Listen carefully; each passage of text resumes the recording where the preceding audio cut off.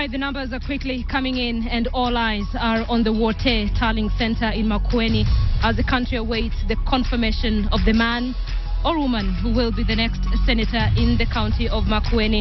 We are live in Makueni, and we will be there when the final results are declared by the Independent Electoral and Boundaries Commission. Let me now bring in my colleague Aaron Ochieng, who's been covering the by-election for you all through the day.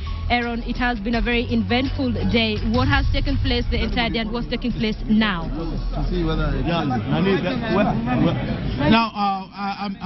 as I can speak right now, it is a bit hectic right now because Mutula Kilonzo Jr. has just come into this particular hall with his supporters, and looking at the provisional results that are being shown on the screen, this is a landslide victory for Mutula Kilonzo Jr. We have 90.68% of the total votes cast, and the next person who's coming in is at 5.23%. I don't think that this is a margin that can even the second person can try to catch up with the Mutula Kilonzo Jr. Our 865 polling stations have sent in their results. That is less than 50, if I look at it, less than 50 of remaining polling stations that have not yet sent their results. We have 153,281 for Mutula Kilonzo Jr., who is just right here with me, looking at the results that have happened. You are a clear winner in this particular by-election. What do you have to say to the nation? The people of Makueni have spoken. They have spoken loudly, and they have said what they want to say loudly and clearly for everybody to see.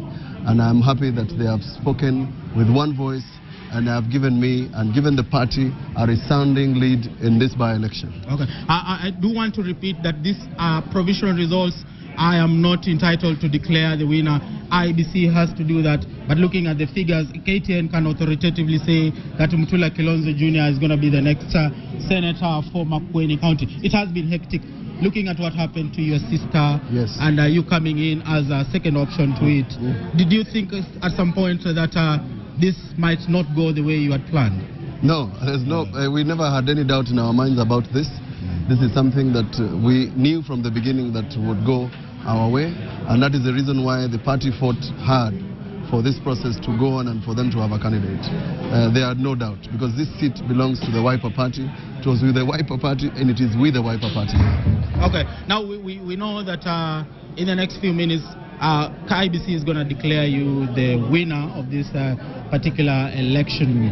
Looking at what your dad had, your father had in mind for this particular county, yes, do you think that you are up to the task to fit into your father's shoes? I'm more than up to the task.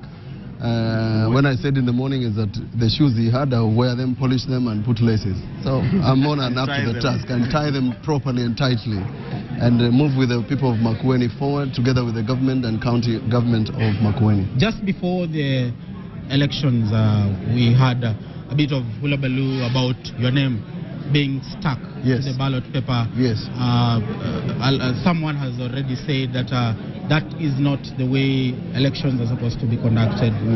Are you seeing that probably your win might be contested? Maybe. We welcome any person to contest this victory. We welcome anybody to challenge this victory and tell any court in this country that this victory could not have been achieved.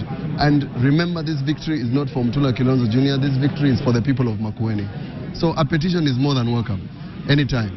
Okay. If the minute they declare, they should take this to court if they think that there is something wrong. In fact, as far as I'm concerned, the Wiper candidate myself was disadvantaged by this ticking of the name on the ballot paper. I should be the one complaining. Possibly this margin should be larger than this if this had been done properly like we had anticipated. Remember, we the party are the ones who took this matter to court and insisted that the process that they were undertaking must be done properly before we participate in this election. Okay, looking at the coalition, the Code coalition, you are securing a seat that was Code's coalition. Yes. And in looking at the numbers in Parliament, where Code coalition is still disadvantaged in terms of numbers, you're going to the Senate. Yes. Are you going to make a mark and probably even try to make the coalition stronger the way than it is right now? First, you must start with Makueni. We must, first of all, strengthen the leadership in Makueni so that, first of all, they deliver. Because that is the mandate that the people of Makueni have given us. Once we strengthen the leadership in Makueni, then by invariably, the people of and the court coalition will be strengthened, and particularly the party. So I have no doubt in my mind that if we focus on it, it will be easy to do. Okay. Now, the way forward, looking at the developments that have happened. Yes. You're going to the Senate. Yes. Very young. Probably, I think you'll be one of the youngest, yes. not the youngest, yes. senator in the Senate. Yes. What would you promise the people of Makueni now that they've a 90%? I don't think even your father had this kind of margin. No. Yeah, no. 90%. This is a total landslide victory. What are you going to do for people of Makueni that they would say Mutula Kilonzo is the man that we elected, and this is what he did, and this is the difference that we now have, now that we have him in the Senate? Let me correct you. This is not a landslide. This is a continental shift. So landslide cannot define this victory. This is not even a landslide. Two, the people of Makueni must expect leadership, because our work as leaders in this county is to synergize. Is to synergize from every little leader so that then we can move forward, so that the people of Makueni can then benefit from the devolution that has come up as a result of the new constitution. Remember, if I choose to deliver alone, I will not deliver. So therefore, my greatest interest, and as I said initially when I was nominated, my interest is leadership. Okay. Leadership means you get everybody on board, get everybody thinking, do the synergy, get our leaders to think and understand that their mandate is specific. They have a contract with the people of Makueni to deliver, and to deliver services alone. Simple, straight and straightforward. Lastly, people might say you've been pushed. Raila Odinga was on your side, former vice president was on your side. Is Mutula Kilonzo Jr. a man of himself? He is. Why? Because even if assuming, for the sake of argument, that somebody pushed me, did they also push the results? All right. Do you understand? Okay. Yeah. So you cannot push me and then push the people of Makueni. So if somebody was pushing the other, it cannot be me. And strictly speaking, if you ask them, because that question should be asked to them, I'm not a pushover. At all. Because if I was a pushover, most likely I would have been narrated earlier. All right. Yes. Thank you very much for finding time to talk to KTN. Yes. Thank you. And I'm going to release you, and I should say congratulations. Thank you. All right. Thank you very much. Mutula Kilonzo Jr. speaking to us on going by the results that we have from the board that is just next to me. It looks like the numbers have changed.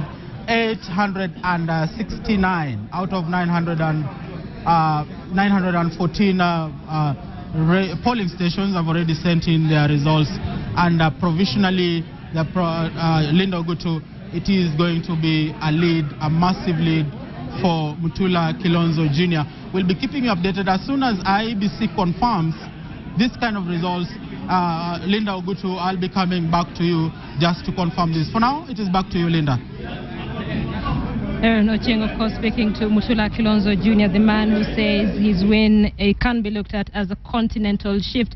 Mutula Kilonzo Jr., the man well on his way to becoming the next senator for Makueni, 38-year-old. Let's see how that goes in the coming hours, in the coming minutes. And looking at the numbers that we currently have, I'm hoping my director can give you the full screen of the provisional results that we are currently receiving in Wote. Mutula Kilonzo Jr. is well on his way to becoming the next senator for Makueni. 90.69% of the results are in. Mutula Kilonzo has 154,292 votes in his favor. And what you're looking at are results from 869 polling centers from 914. There was about 60.4 turnout, but from the numbers we are seeing, Mutula Kilonzo Jr. on a Wiper party is well on his way to becoming the next senator for Makueni. He had the shortest campaign period yet as compared to all the candidates. Of course, he took over from his sister, that is KTN Kilonzo, was nominated by Wapa Democratic Movement, and at the last minute his name was not on the ballot paper, and the Independent Electoral and Boundaries Commission had to affix his name on the ballot paper. The results streaming in slowly, but all indications are that Mutula Kilonzo Jr. is well on his way to becoming the next senator for Makueni. We'll be speaking to Aaron Ochieng just before we end this bulletin to know what's going on and when that decision will be made by the Independent Electoral and Boundaries Commission. You will be the first person to know. Now, suddenly, the name Mutula Kilonzo Jr. is flying high, almost as high as his sister Kathy Diana Kilonzo did just a few short weeks ago. Kilonzo Jr. flies the Wiper Party's flag in the Makueni by-election race. But who exactly is this man, Mutula Kilonzo Jr.? KTN's Samogina reports. 38-year-old Mutula Kilonzo Jr. is a second born in a family of 4 in the late Mutula Kilonzo's first marriage. The trained lawyer studied law in the University of Nagpur in India. Junior became the advocate of the High Court in 2001, specializing in civil litigation, criminal litigation, arbitration, yanking and law, debt collection and electoral litigation. He is the managing partner of Kilonzo and Company Advocates alongside his sister, Kathy Kilonzo, a law firm set up by their late father, Mutula Kilonzo. Though a novice, Junior made appearances before the Samuel Bosire-led Goldenberg inquest alongside his late father and his sister Diana Kathy Kilonzo, set up in 2003. The Kilonzo trio representing the former President Daniel Moi in the inquiry. Insiders say Mutula Jr. was the push factor behind the late Mutula Kilonzo's political success. Working in the shadows, he mobilized and laid campaign groundwork for the late senator. Junior was thrust into politics following his sister Kathy Kilonzo's lockout from the Makueni Senate race by a court decision that upheld she was not a registered voter. Mutula Jr. will be Wiper's escort for springing back into the race. IEBC would later clear Junior after verifying he is a registered voter at Umar Primary School in Wote, Makueni County. He is a man who conducted the shortest campaign ever, only campaigning for 4 days. Samogina, KTN, Nairobi.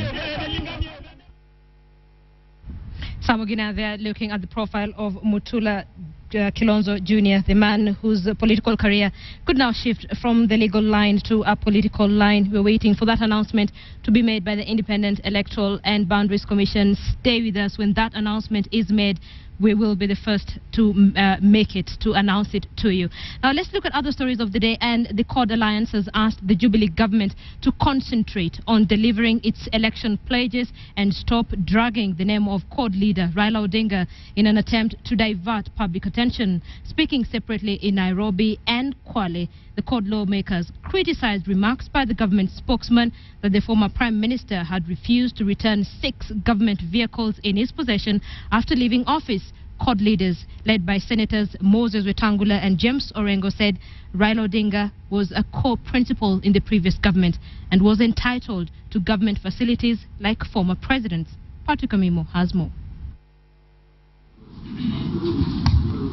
A visibly agitated Muthui Kariuki yesterday reacted angrily to events at a funeral service at Gusii Stadium, where he accuses the former Prime Minister Raila Odinga of underhand political tactics. Raila's sidekicks spent 3 days, and I repeat, 3 days in Gusii County plotting how they would disrupt the funeral service and getting their goons drunk.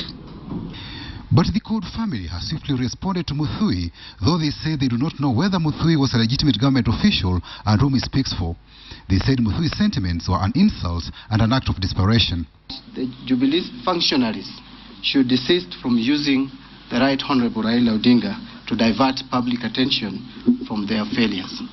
It is the same county's funds that were used to contribute to the 500,000 or the money that Raila contributed for that funeral. I think that statement should be dismissed with all the contempt it deserves. You remember the man on the microphone, singing Karibu Baba, Karibu Siju is Baba for what? What happened in Kisii was spontaneous. It was a reaction by the people, and Raila Amolo Odinga had nothing to do with it. As the government is now today, they are busy trying to look for scapegoats, and Raila has come in handy for them. Somebody said, these days, even when Raila sneezes in his house, they say, why did he sneeze? The lawmakers say the government was getting vindictive and bitter to demand vehicles in possession of the former Prime Minister. Prime Minister was a core principal in the last grand coalition government. Now he retired as a core principal, he retired as a co-president of this Republic of Kenya. And speaking from Kwale County, CORD Alliance Senate Minority Leader Moses Wetangula accused the government spokesman for undermining Raila Odinga. This man called Muthui made some very reckless and irresponsible statements in relation to one of our CORD principals, the former Prime Minister Raila Odinga. Statements that are totally unhelpful in trying to foster peace, unity, and national cohesion in this country. Issue of the non-conclusion of the benefits and privileges that the retired Prime Minister and the retired Vice President should get is not a Jubilee government issue, because the legislation that was supposed to decide that was not assented to by President Kibaki. The Kisii funeral has caused controversy, with politicians allied to the Jubilee Alliance accusing their counterparts in the CORD Alliance of trying to destabilize the Jubilee government, while those in CORD dismiss it as diversionary. Reporting for KTN, I'm Patrick Amimo. Let's stay with that story. Former Prime Minister Raila Odinga failed to capture the top seat, but remains in the thick of politics in the country. Raila's pronouncement that the Independent Electoral and Boundaries Commission had failed elicited heated debate and angry responses by leaders allied to the Jubilee coalition, so that it would appear that even outside the corridors of power, Raila Odinga continues to haunt the Jubilee government. Wilkis Sanyabwa with the Raila Factor. Former Prime Minister and CORD leader Raila Odinga opened a can of worms when he took a swipe at the Independent Electoral and Boundaries Commission. Barely a week before the Makueni by-elections, Raila called for the dissolution of the Electoral Commission. Members of the Jubilee coalition would come out to defend the commission. Swali langu mimi kama mheshimiwa, kama ungeshinda, IBC ingekuwa mzuri ama ingekuwa mbaya? Viongozi wameenda kwa mkutano ya kusherehekea ushindi wa mjumbe. Huyo mjumbe alitangazwa na IEBC ya kwamba ameshinda, na wameenda pale kusherehekea huo ushindi. Na katika hiyo sherehe wanasema IEBC ni mbaya, it should be disbanded. Sasa surely, isn't that a contradiction? The man at the center of the controversy is the former Prime Minister Raila Odinga, a central figure even after losing the presidential election. Over 100 days after the Jubilee government came into power, the CORD coalition has accused the government of plots amounting to political repression.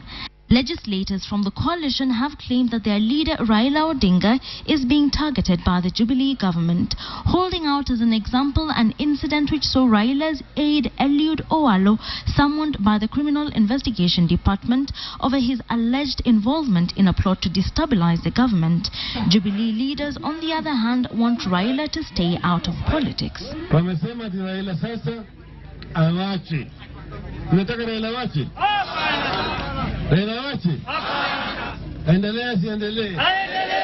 But this state of affairs has triggered a proxy war in Parliament that seems to betray the fact that Raila has managed to cleverly control the attention of Parliament and even the executive, despite being neither an MP nor a member of Uhuru's cabinet.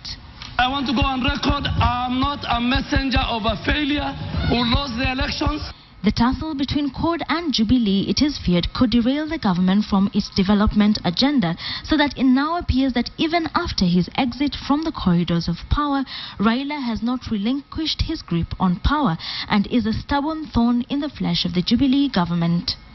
Wilkinson Abwa, KTN in Nairobi. The PQ in association with Nguvu Cement. Right, so former Prime Minister Raila Odinga may have failed to capture the top seat, but remains in the thick of politics in the country. That is the focus of our big question tonight. And we are asking you, do you think the Jubilee government is right to answer Raila Odinga on every issue? Send us a yes or no answer with a brief comment to the number 8040. You can tweet us at KTN Kenya. You can tweet me as well at Linda Ogutu. I will be sampling some of your comments on that big question just before we end this bulletin. Choose Nguvu for undoubted strength.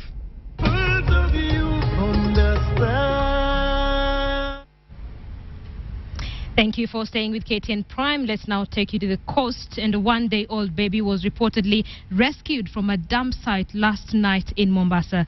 According to the woman who claims she found her, the baby was wrapped in a polythene bag, put in a box and dropped at the elaborate dump site in Bakarani. But as Ferdinand Omondi reports, the story of the baby is laced with a lot of doubt and suspicion. This is Baby Doll, looking snug and warm in the arms of her alleged rescuer. Only last night, she may have been part of this mound of garbage in Bakarani dumping site in Kisauni, where Mama Night Mapesa, who was heading home from work, claims she heard her cries. Nikaambia watu wenye walikuwa pale kwa gari, mbona kitu nasikia kialia kama mtoto? Wakaniambia, hiyo ni jini, usiende. Nikamwambia hapana. Mimi lazima nitaenda, nitafungua hiyo box nione nini iko ndani. Nikaenda nikapasua. Kupasua nikaona mtoto yuko amefungwa ndani kwa kaleso, hivi kaleso kadogo hivi. Mama Mapesa says she took the baby home, cleaned it, and the next morning alerted village elder Clement Wasike, who recommended immediate medical attention at the local Maweni dispensary. The nurses weighed it in at a healthy 2.5 kilograms. Kitovu ilikuwa imeshakatwa, ikafungwa na uzi.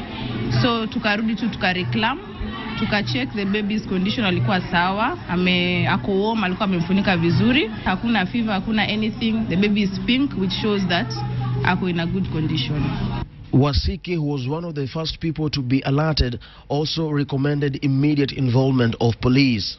Na nikaona pia ni vyema tuite waandishi wa habari ili huyu mtoto ajulikane ni wapi, kwa sababu sio wa area yangu hapa, ili kama kuna mtu yoyote ambaye labda amepoteza huyu mtoto ama msasi yoyote amejifungua, aidha amejificha ama ametupa, ili aweze kujulikana kwa haraka. While Mama Night was ready to involve the police, she strongly resisted the referral to Coast General Hospital for fear that they would take the baby from her. Hii ni baraka yangu. Lazima ni mwenyewe nitakaa naye nimlee akuwe mkubwa. Apelekwe Coast General, kisha huyu mama atafuatilia vile inavyotakana, kwa aombe, atume maombi yake kwamba angelipenda huyu mtoto ambaye amemuokota amulee. The woman who picked up the baby views this as a blessing from above after several attempts to get a second child without success. But now her desire to keep the baby will be severely tested by the stringent adoption laws of the country. However, it is now emerging that the baby might not have been dumped after all. Fresh information obtained by KTN suggests the baby could be a product of incest and that the mother had wanted nothing to do with it. Mama Night, who has only one child, is believed to have convinced the woman to deliver the child and pass it on. By the time of going to press, the baby's grandmother had reportedly been traced, but the mother was still at large. The police are handling the matter and the baby is in custody of a children's home. Ferdinand Omondi, KTN, Mombasa. Elsewhere, residents of Narasha village in Naivasha were left in shock when armed police officers descended on the village, torching houses and destroying structures in a forceful eviction that left many in tears. Houses were torched, others hammered to the ground. Armed officers from Rapid Deployment Unit and hired people moved into the village early in the morning to evict the residents settled there. The officers who were acting on a court order from the High Court sitting in Nakuru brought down all structures on the 3,000-acre land as families watched from a distance. Kajiado North MP Moses Ole Sekuda was agitated by the forceful eviction. Naivasha Senior DO Michael Kioni confirmed the eviction to be a court directive. Kioni said the 16 families on the land were living there illegally despite getting several messages to move out.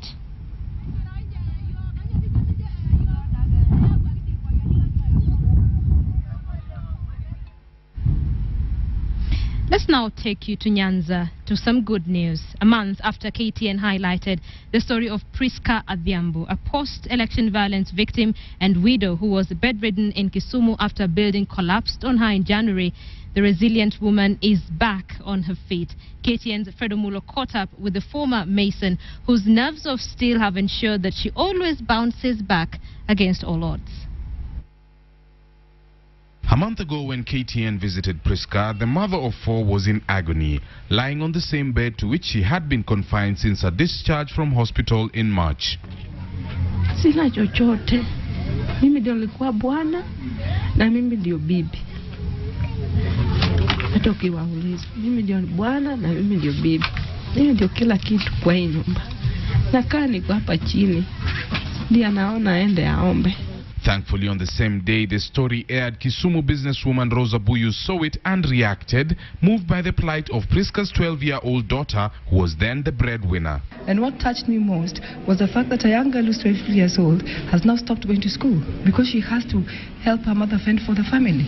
And if you don't break that, this cycle of poverty is going to continue throughout, because this young girl who's 12 years old with good educational opportunities should be the one that would help bring out the family from poverty. Today, Priska is one of the most optimistic residents of the city after completing her treatment at the Nyanza Provincial Hospital. Saizi nasikia hiyo mguu hata damu inaweza kukimbia. Hata sasa hii jakonda vile ilikonda. Tunaona sasa hii imefura. Na zile mzizi yenye ilikunjana ndani walichemsha na stima itakuwa laini. Nashukuru sana Rose Benjamin Mandoa. Adhiambo underwent physio and electrotherapy that revived her nerves and veins, restoring her improperly healed leg to normalcy. The treatment was all paid for by Miss Buyu and other well-wishers. From Kisumu City, I am Fredo Mulo. Thus, now Mutula Kilonzo Jr. was thrust into politics following his sister Kathy Kilonzo's lockout from the Makueni race by a High Court decision that upheld that she was not a registered voter. The 38-year-old now looks set to become the next senator for Makueni. Aaron Ochieng has been keeping an eye on this for us. Aaron, if you can hear me, all numbers indicate that Mutula Kilonzo Jr. is the next senator for Makueni. So what else are we expecting? What next are we expecting? What time are we expecting this announcement to be made by the Independent Electoral and Boundaries Commission? Linda, just before IEBC declares it officially, what is happening right now, it is a total celebratory mood here in Makueni County, especially for supporters of Mutula Kilonzo Jr. Looking at the figures, there is absolutely no way that the second placed candidate is going to catch up with Mutula Kilonzo Jr. But to answer what you've asked, the next thing is that from all the 6 constituencies that make up the Makueni County, the returning officers have to bring the ballot, the official results manually here for IEBC to look at them, add up, and then declare the winner. But going by the provisional results, I've just spoken to Abdullahi Sharawi, one of the commissioners of IEBC, and he said, yes, they know the winner, but going by the law, they cannot declare him the winner until they get the official results manually from all the constituency returning officers brought here for them to declare the winner. So this is a process that may go well into the night, and maybe by morning we will have IEBC declaring Mutula Kilonzo as the official winner. As for now, we know the winner, but we are waiting for IEBC to make it official. Linda. Aaron Ochieng, the winner is clear. All we're waiting for is for the announcement by the Independent Electoral and Boundaries Commission. 90.62% of the total votes cast are in favor of Mutula Kilonzo Jr. Aaron Ochieng actually spoke to him just as we began this bulletin, and he described his victory as a continental shift. And Aaron Ochieng says there is a celebratory mood right now in Makueni. Safaricom, Kenya's oldest mobile operator, has up to June 30th, 2014 to renew its license at an upfront payment of 2.4 billion shillings, in addition to improving its quality of services offered to consumers. According to CCK, despite Safaricom's contribution to the country's economy, the regulator found there was need for the operator to work on call drops, call setup time and blind spots before the renewal of its license. CCK at the moment has licensed 4 GSM operators in Kenya and has set a uniform renewal fee for all operators at $27 million. The license renewal fee of $27 million is based on the bid price offered for the 3rd GSM mobile license by the latest entrant to the mobile telecoms market in Kenya. According to CCK, Safaricom will also be expected to bid afresh for the license after the 10-year new term, along with other firms. Its continued failure to meet set quality of service standards remains a concern that needs to be addressed. To this end, CCK is of the view that the renewal of Safaricom's license ought to be conditional upon its adherence to the set minimum quality of service standards. Well, access to quality and affordable healthcare for the poor is a key challenge for the government. More than 46% of Kenyans live below the poverty line, while 19% are categorized as being absolutely poor. The situation is made worse by the fact that more than 100,000 households fall into poverty every year as a result of high medical bills brought about by ill health of family members. But a new study done by the National Hospital Insurance Fund and funded to the tune of 19 million shillings could provide the answer to the dilemma. The study, piloted in Thika and Lamu, studied the impact of a health insurance subsidy program that will help vulnerable segments of the population access quality healthcare services. The study will form the base of the government's healthcare financing strategy as it strives to provide universal healthcare by the year 2030. Ensure that the entire Kenyan population has access to quality partners for coming up.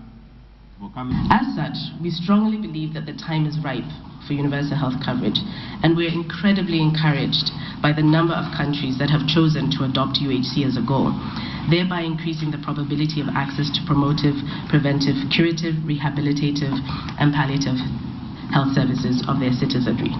The health insurance subsidy program is expected to play a central role to the health sector reform in Kenya, with the ultimate objective of improving the health of the population pursuant to the universal coverage target of 2030.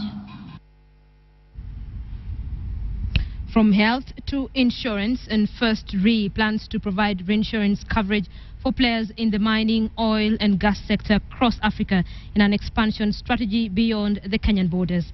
The first locally owned reinsurance broker in East Africa says it is developing specialist technical capabilities to penetrate the sectors that have attracted attention following the recent hydrocarbon discoveries in the Eastern African region. First Re recorded a 40% increase in gross premiums written in the year 2012, a growth officials at First Re attribute to a rise in the insurance markets in Africa, as well as the expansion in non-traditional reinsurance like the Sharia-driven Re Takaful.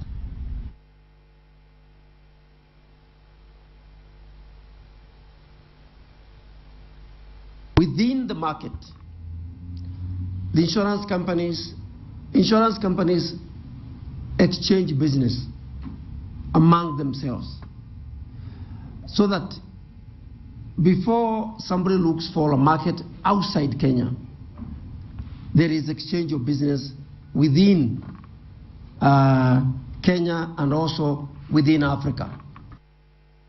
And Kenya opened her Africa Zone 5 World Championships Women Qualifiers campaign on a flyer as they saw off Burundi 3-0 in a one-sided match at Moi International Sports Center, Kasarani Gymnasium on Friday afternoon. David Lungaho opted for a second string side, but they delivered the desired results. Violet Makuto and Gaudentia Makoha were impressive in the debut as Kenya led throughout the 3 sets. Kenya won 3 sets to 0 of 25-9 and 25-9 in the opening 2 sets before Captain Agala, Evelyn Makuto and Esther Ungeshi tested the visitors' nerves in the final set.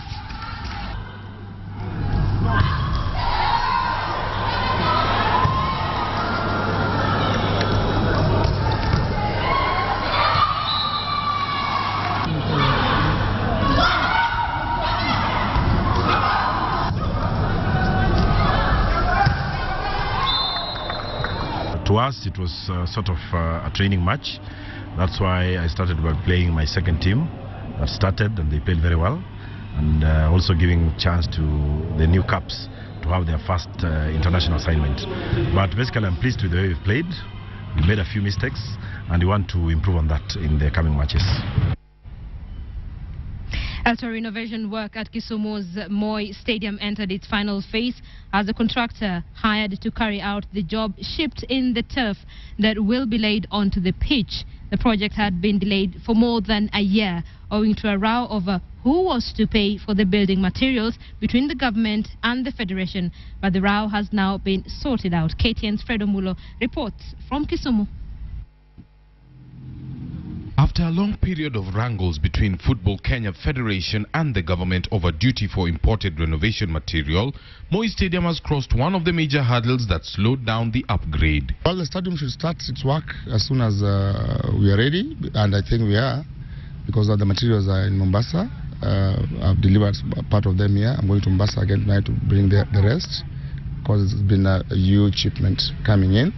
The process of preparing the drainage and laying the turf will take up to 2 months, after which other stadia accessories will be added. With everything in place, which they are, we expect to do it first week of November. The stadium will be able to hand it over to the county government or whoever is going to be responsible for it. Then 2 weeks after that, we'll carry on training for whoever will be appointed by the county council or county government. Regional FKF representatives have been keen to ensure that the upgrade serves the users well in an effort to raise not only soccer but sports in general within the western region. You've seen most of the times when Sam Chemelil and Moroni Youth want to play big teams like Gor Mahia, the Harris Games and the AFC Leopards. They're forced to go and play these games in Kisumu, in Nairobi, or in Afra. So we expect them to bring their games into Kisumu. 4 different Premier League teams have home grounds around the county but lack facilities to host Premier League games, denying regional supporters a chance to watch them in action during crucial matches. For KTN Sports, I am Fredo Mulo. Kenya Premier League defending champions Tusker have an opportunity to resuscitate their hopes of bagging a second title as they play host to Homeboys in the Kenya Premier League. The Brewers grabbed the top 8 titles and will look to continue that good show in the league where their chances have been diminishing. Sony Sugar have a date with Muhoroni Youth, with league leaders Gor Mahia locking horns with Karutori Sports at the City Stadium backyard. City Stars play 6th placed side Ulinzi Stars at their Hope Center ground on Sunday.